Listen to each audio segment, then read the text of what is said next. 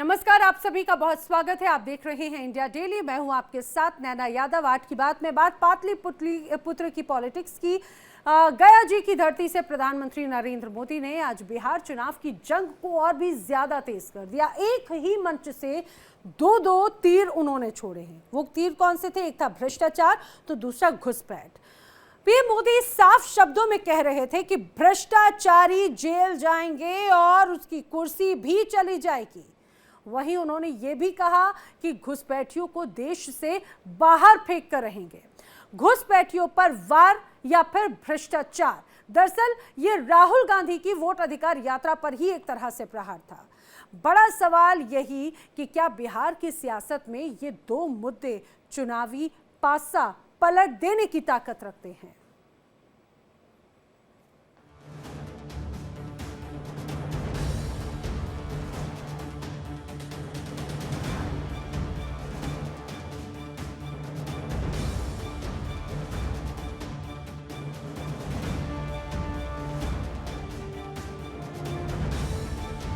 प्रधानमंत्री नरेंद्र मोदी शुक्रवार को चुनावी यात्रा पर गया जी की सभा में थे। निशाने पर महागठबंधन परिवार था। पहला वार भ्रष्टाचार पर था। मोदी ने 130वें संविधान संशोधन विधेयक का जिक्र करते हुए कहा कि प्रधानमंत्री, मुख्यमंत्री, मंत्री सब पर ये कानून लागू होगा, मगर किसी पर आरोप लगा तो 30 दिन तक जमानत नहीं मिलेगी और कुर्सी से छुट्टी भी हो जाएगी। मोदी का निशाना साफ तौर पर आरजेडी और कांग्रेस पर था। लालू प्रसाद यादव का नाम लिए बगैर पीएम मोदी ने कहा कि जंगल राज की राजनीति और घोटालों से बिहार ने बहुत नुकसान झेला है। हर भारतीय की प्रेरणा पुंज माननीय प्रधानमंत्री जी का जोरदार तालियों से स्वागत करें। हाथ ऊपर उठाकर तालियों के जय घोष से। हमने कुछ समय पहले ही देखा है कि कैसे जेल से ही फाइलों पर साइन किए जा रहे थे, जेल से ही सरकारी आदेश निकाले जा रहे थे। नेताओं का अगर यही रवैया रहेगा तो ऐसे भ्रष्टाचार के विरुद्ध लड़ाई कैसे लड़ी जा सकती है। एनडीए सरकार भ्रष्टाचार के खिलाफ एक ऐसा कानून लाई है जिसके दायरे में देश का प्रधानमंत्री भी है। इस कानून में मुख्यमंत्री और मंत्रियों को भी शामिल किया गया है। जब ये कानून बन जाएगा तो प्रधानमंत्री हो या मुख्यमंत्री या फिर कोई भी मंत्री, उसे गिरफ्तारी के 30 दिन के अंदर जमानत लेनी होगी और अगर जमानत नहीं मिली तो 31वें दिन उसे कुर्सी छोड़नी पड़ेगी। ये आरजेडी और कांग्रेस वाले कोई बेल पर बाहर है, कोई रेल के खेल में अदालत के चक्कर लगा रहा है और जो जमानत पे बाहर घूम रहे हैं भी आज इस कानून का विरोध कर रहे हैं। बाबा साहब आंबेडकर ने कभी सोचा भी नहीं था, कभी कल्पना भी नहीं की होगी कि सत्ता के भूखे लोग भ्रष्टाचार करेंगे और जेल जाने पर भी कुर्सी से चिपके रहेंगे। लेकिन अब भ्रष्टाचारी जेल भी जाएगा और उसकी कुर्सी भी जाएगी।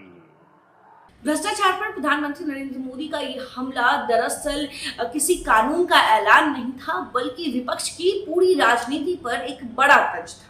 प्रधानमंत्री मोदी ने ये बताने की कोशिश की कि बिहार में राजद किस तरह से सामाजिक न्याय का झंडा लेकर निकलती है, लेकिन उसके पीछे का जो भ्रष्टाचार है उसको वो आईना दिखाने का काम कर रहे। प्रधानमंत्री ने साथ में ये भी याद दिलाया कि किस तरह से समय समय पर विपक्ष के कई ऐसे दिग्गज नेता रहे हैं जो मुख्यमंत्री और बड़े मंत्रियों के पद पर रहे हैं और उसके बाद भ्रष्टाचार में संलिप्त रहे हैं, उन पर कार्रवाई हुई है, वो जेल गए हैं, लेकिन वो सत्ता से बाहर नहीं हुए। और ऐसे में इस कानून का सबको स्वागत करना चाहिए। लेकिन इस पूरे संदेश के पीछे एक और संदेश था।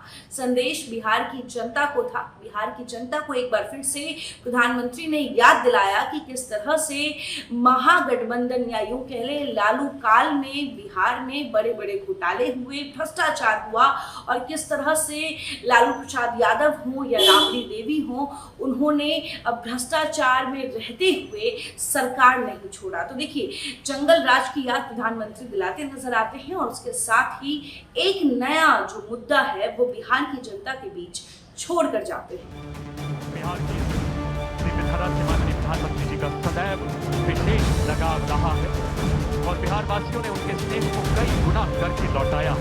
सभा में प्रधानमंत्री का दूसरा हमला घुसपैठ पर था, मगर ये हमला दरअसल वोटर लिस्ट रिवीजन के विरोधियों पर था। बिहार में चल रही राहुल गांधी और तेजस्वी की वोट अधिकार यात्रा पर था। मोदी ने कहा कि देश का भविष्य घुसपैठिए तय नहीं करेंगे। सीमांचल की बदलती डेमोग्राफी और वोट बैंक की राजनीति पर मोदी ने विपक्ष को घेरा। उन्होंने आरोप लगाया कि मुस्लिम वोटों के लालच में विपक्ष घुसपैठ के मसले पर चुप्पी साधे बैठा है। मोदी ने ये भी साफ कर दिया कि ये सिर्फ राजनीति का नहीं बल्कि देश की सुरक्षा का सवाल है।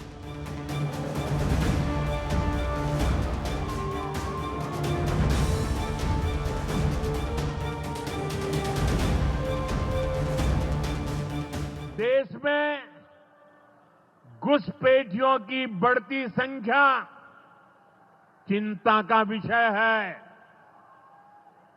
बिहार के सीमावर्ती जिलों में तेजी से डेमोग्राफी बदल रही है। इसलिए एनडीए सरकार ने तय किया है कि देश का भविष्य घुसपैठियों को नहीं तय करने देंगे।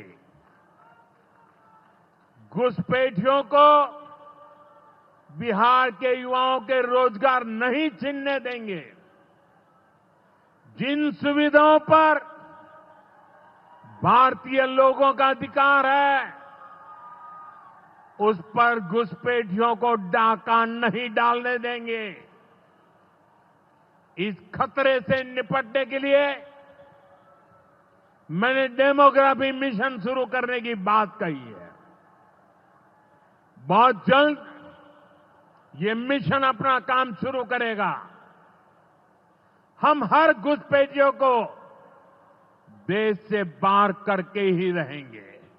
बिहार के आप सभी लोग देश के भीतर बैठे घुसपैठियों के समर्थकों से भी सावधान रहिए।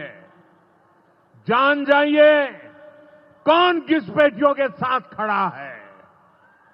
कांग्रेस और आरजेडी जैसे दल बिहार के लोगों का हक छीनकर घुसपैठियों को देना चाहते हैं। तुष्टीकरण के लिए, वोट बैंक को बढ़ाने के लिए कांग्रेस आरजेडी वाले कुछ भी कर सकते हैं, कितने ही नीचे जा सकते हैं।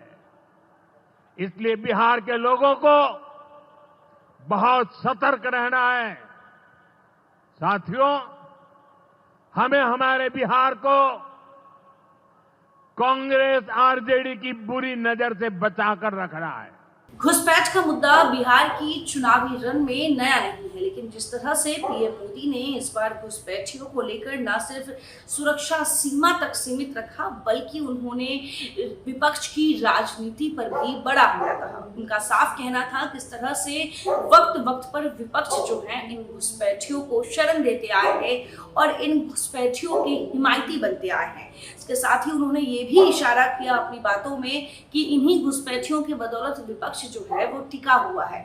यानी कि घुसपैठ का मुद्दा तो हमेशा से रहा है कि घुसपैठियां बाहर से आते हैं और वो आम जनता की जो हक है वो छीन लेते हैं, लेकिन वहीं दूसरी तरफ ना सिर्फ वो जनता का हक छीनते हैं बल्कि वोट बैंक की राजनीति में भी इन घुसपैठियों का एक बड़ा योगदान होता है। अब ऐसे में सीमांचल की सीटें इस बार निर्णायक भूमिका में हो सकती है और वहां पर बीजेपी की तरफ से साफ वोट बैंक वर्सेस राष्ट्रवाद की लड़ाई जो है वो देखने को मिल सकती है।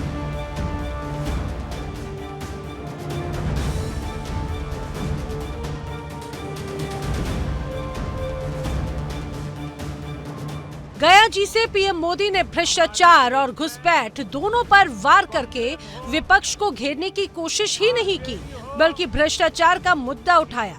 जहां लालू परिवार और कांग्रेस पर उन्होंने सीधा हमला बोला, तो वहीं घुसपैठ का मुद्दा सीमांचल की राजनीति और वोट बैंक पर करारा प्रहार है। हर शब्द राष्ट्र चेतना का उद्घोष है, राष्ट्र सर्वोपरि का संकल्प है। आपकी जीवन यात्रा मां भारती की ऐसी निष्ठावान सेवा है जो हर भारतवासी के लिए प्रेरणा है। मान्यवर से स्वस्ति स्वयं से पहले देश के आपके आदर्श आज भारत के विजय रथ को नई ऊर्जा से भर रहे हैं। आज आपने जिन परियोजनाओं का शिलान्यास। भ्रष्टाचार का मुद्दा उठाकर बीजेपी ने विपक्ष को डिफेंसिव कर दिया है।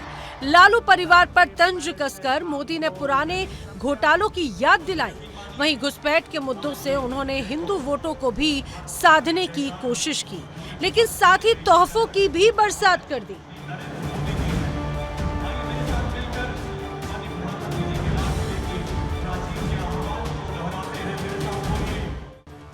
प्रधानमंत्री मोदी ने राज्य को 12,000 करोड़ की सौगात दी। इस दौरान उन्होंने 6 परियोजनाओं का उद्घाटन और 8 परियोजनाओं का शिलान्यास किया। इन परियोजनाओं में सड़क, रेल, शिक्षा और बुनियादी ढांचे से जुड़ी योजनाएं शामिल हैं। इनके अलावा उन्होंने अमृत भारत एक्सप्रेस ट्रेन और बुद्धा सर्किट ट्रेन को भी हरी झंडी दिखाई।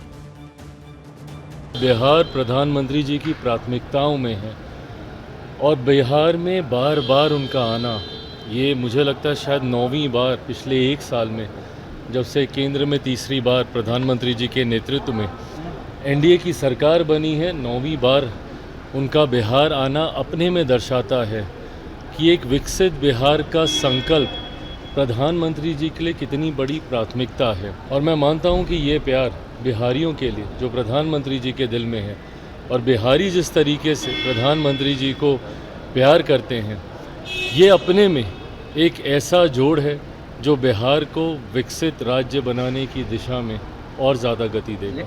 दूसरी तरफ विपक्ष ने मोदी के इस हमले को चुनावी हथकंडा बताया है। कांग्रेस और आरजेडी का कहना है कि मोदी को भ्रष्टाचार सिर्फ चुनाव के समय ही याद आता है और घुसपैठ का मुद्दा उठाकर बीजेपी समाज में ध्रुवीकरण करना चाहती है। आदरणीय प्रधानमंत्री जी गया जी आए थे, तो बिहार वासियों को उम्मीद था कि वहाँ आदरणीय प्रधानमंत्री जी बिहार को विशेष राज्य के दर्जा नहीं देने का जो जिद पर अड़े हैं उसका पिंड दान करेंगे। आदरणीय प्रधानमंत्री जी जो गरीबों, दलितों, वंचितों, मजदूरों, किसानों का वोट चोरी हुआ है उसका पिंड दान करेंगे। प्रधानमंत्री जी जुमलेबाजी की बौछार कब तक करेंगे, एक ही कैसेट कब तक बजाएंगे? हर चुनाव में यही बजाते हैं। 11 वर्षों से केंद्र में, दिल्ली में सरकार में है, यहाँ 20 वर्षों से डबल इंजन सरकार है। काम क्या किया, उपलब्धि क्या है? बिहार हर मानक में क्यों फिसड्डी है? तो ये तो अपने नाकामी को ही उजागर करते हैं। 11 वर्षों से केंद्र की सत्ता में है तो घुसपैठिए कैसे घुसे ये बताना चाहिए।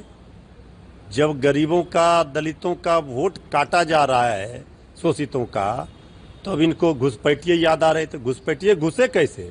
तो आदरणीय प्रधानमंत्री जी आपकी सरकार ही निकम्मी नकारा है। मैं समझता हूँ जाना आना चुनाव नतीजों के बाद भी जारी रखेंगे प्रधानमंत्री जी कि अगर सरकार हमारी बन गई तो ये ना कि नज़र फेर लें। और एक चीज़ तो ज़रूर कहूँगा कि जितनी नज़र इनायत गुजरात पे होती है माननीय प्रधानमंत्री जी, वही नज़र चाहिए बिहार और बिहारियों को। कोई गिन रहा है, बार बार मुझको लग रहा है इस देश में पहली बार हो रहा है कि प्रधानमंत्री जिनका काम है वो देश के प्रधानमंत्री हैं, उनके दौरों की अगर गिनती हो रही है तो इसमें एक और गिनती हो जाए, चुनाव के लिए कितने और बगैर चुनाव के लिए कितने, तो फर्क साफ नजर आ जाएगा। अगर मोदी जी कह रहे हैं कि घुसपैठिया है तो 14 बरस से देश में शासन कौन चला रहा है? बॉर्डर का नियंत्रण किसके पास है? होम मिनिस्टर अमित शाह है कि नहीं है? बिहार में सरकार किसका है? तो अगर घुसपैठिया आया है तो इसका दोषी कौन है? इसका दोषी मोदी जी है, अमित शाह है, भाजपा और नीतीश कुमार है। अब सवाल यही है कि गया से उठी ये आवाज बिहार की राजनीति में कितना असर डालेगी। भ्रष्टाचार के मुद्दे पर मोदी ने युवाओं और पहली बार वोट देने वाले मतदाताओं को साधने की कोशिश की। वहीं घुसपैठ का मुद्दा हिंदू वोटों को एकजुट करने का एजेंडा माना जा रहा है। सीमांचल से लेकर मगध और मिथिलांचल तक बीजेपी कार्यकर्ता अब इन्हीं दो मुद्दों को लेकर मैदान में उतरे हैं। लेकिन विपक्ष का दावा है कि जनता को असली मुद्दे रोजगार, महंगाई और शिक्षा से भटकाने की कोशिश हो रही है। तो गया से प्रधानमंत्री नरेंद्र मोदी ने भ्रष्टाचार और घुसपैठ दोनों मुद्दों को चुनावी अखाड़ों में फेंक दिया। एक और बीजेपी का दावा है कि यही असली मुद्दे हैं।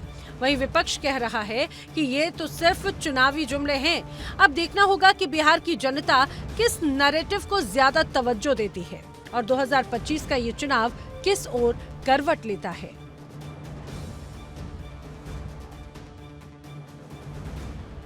तो हाल ही में संसद में जिस तरह से 3 बिल पेश किए गए और उसमें यह स्पष्ट किया गया कि ऐसे नेता, ऐसे मंत्री, ऐसे मुख्यमंत्री जिन पर भ्रष्टाचार के या गंभीर आरोप लगे हैं, उनकी तो कुर्सी जाएगी और उन्हें जेल भी होगी। और उसी का ही जिक्र आज एक तरह से पीएम मोदी ने बिहार की धरती से किया और सीधे सीधे संदेश दिया कि जो भ्रष्टाचारी हैं जेल जाएंगे, कुर्सी भी जाएगी। आखिर ये इशारा किसकी तरफ था? क्या ये इशारा आरजेडी की तरफ था?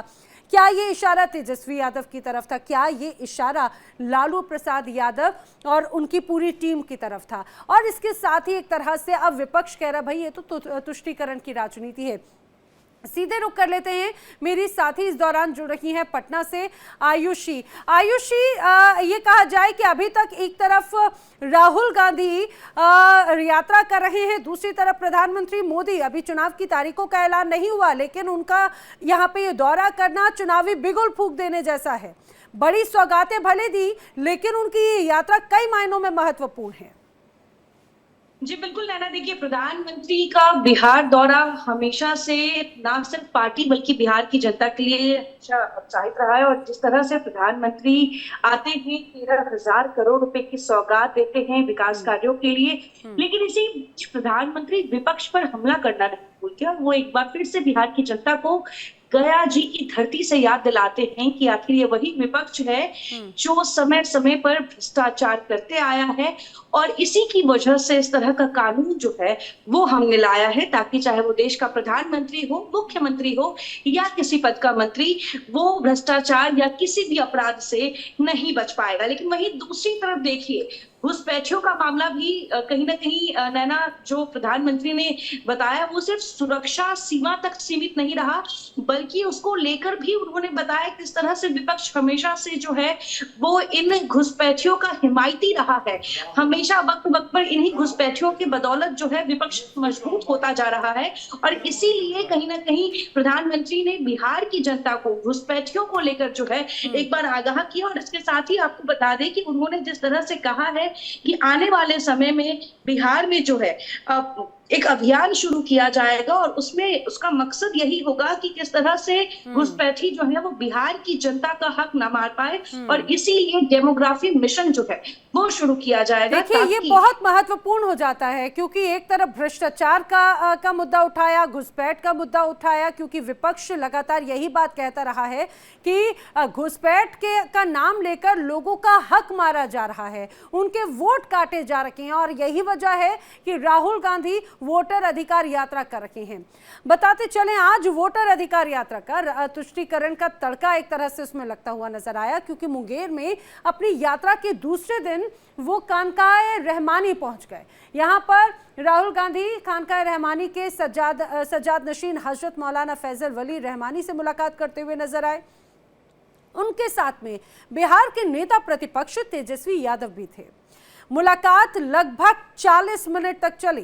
हालांकि मौलाना रहमानी ने कहा कि राहुल गांधी के साथ चर्चा इस बात पर हुई कि हम संविधान को किस नजरिए से देखें, इस एक ऐसे दस्तावेज के रूप में देखें जिसमें यह क्षमता है कि वो सभी नागरिकों को जोड़कर एक साथ रख सके। इसके अलावा मुल्क में लोग शांति और भाईचारे के साथ रहें, नफरत कैसे कम हो, इस पर भी चर्चा हुई। खानकाह रहमानी का कांग्रेस का पुराना रिश्ता रहा है। आपको बता दें, पंडित जवाहरलाल नेहरू, राजीव गांधी भी यहां पर आ पहुंचे हैं और उसके बाद में अब आज देखिए राहुल गांधी भी इस दौरान यहां पर पहुंचे हैं। आयुषी हमारे साथ में लगातार बनी हुई है।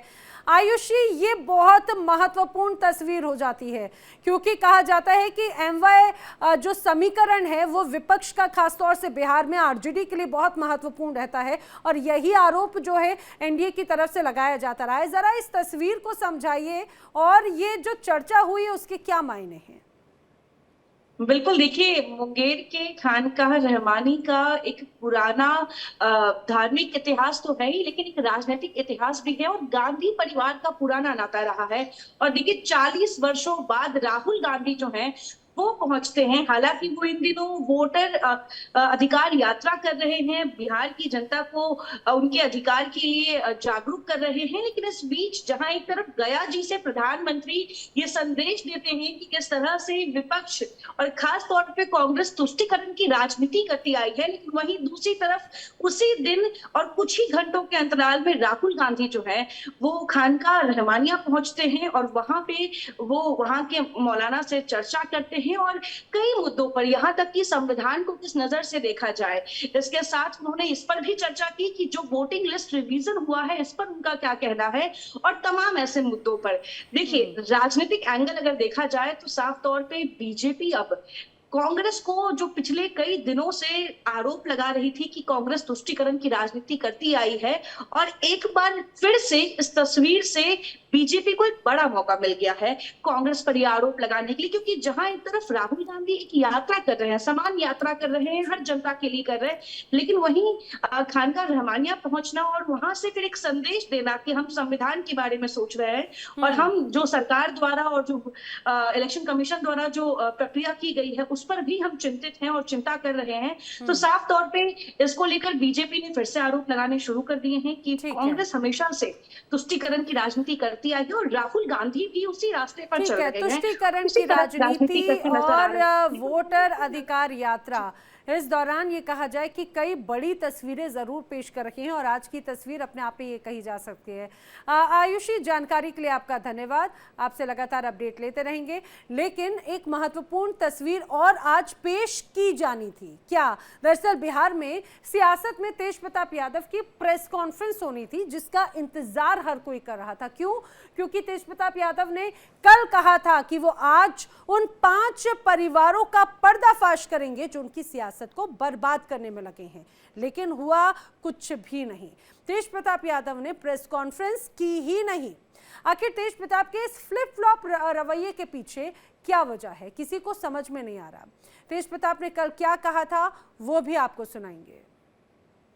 पटना छोड़ के वो भागने वाला था, लेकिन डर से मेरे नहीं भाग पाया होगा। पटना छोड़ के जो भागने वाला है, जो जयचंद है, यही 5 परिवार था जो पटना छोड़ के भागने वाला था। इसका मैं नाम लूंगा कल, नाम के साथ और फोटो के साथ मैं बताऊंगा। यही 5 परिवार है जो पटना छोड़ के भागने वाला था। हमारी राजनीतिक कैरियर और हमारे खुद का परिवार से और जो पार्टी, जिस पार्टी में मैं था, राष्ट्रीय जनता दल में, उससे 5 परिवार लोगों ने, जो मैंने ट्वीट किया है, जो मैंने पोस्ट किया है और जो मैंने फेसबुक पे डाला है, ये 5 लोगों ने मिलके मेरी जिंदगी को पूरे तरीके से तहस नहस किया।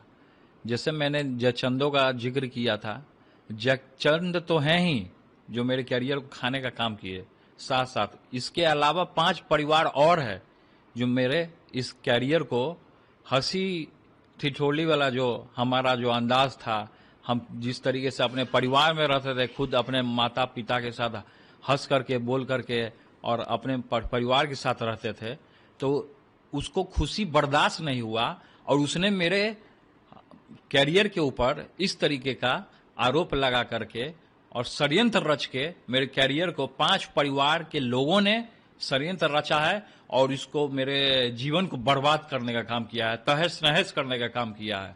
मैं कोर्ट भी जाऊंगा और मैं केस भी करूंगा मैं कि जिस तरीके से मेरे छवि को खराब करने की कोशिश की गई है, किनसे ये लोगों ने पैसा लिया है और किससे भी पैसा लिया। हमको तो लगता है कि जो षड्यंत्र करता है आरएसएस भाजपाइयों से इन लोगों ने पैसा लेकर के अब मेरे इस छवि को देख रहा है कि चुनाव आ रहा है और युवाओं में पूरा क्रेज है, इसलिए ये लोग 5 परिवार के लोग जो हैं, मैं इनका नाम रखूंगा बहुत जल्दी। मैं कल इनका नाम के साथ फोटो के साथ मैं आप लोग के बीच में पूरी बिहार की जनता नहीं पूरे देश की जनता भी जानेगी कि किस तरीके से तेज प्रताप यादव के कैरियर पे इन लोगों ने आंच लगाने का काम किया है, दाग लगाने का काम किया है।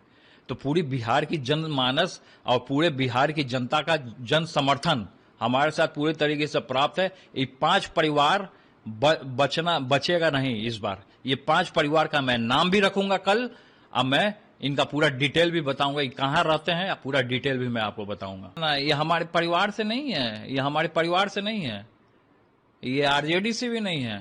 आरजेडी में कई साल ये लोग छोड़ दिया, आरजेडी में थे लेकिन आरजेडी में इनके करतूतों के कारण इनको भगाया गया था, इनके कारनामों के कारण इनको भगाया गया था।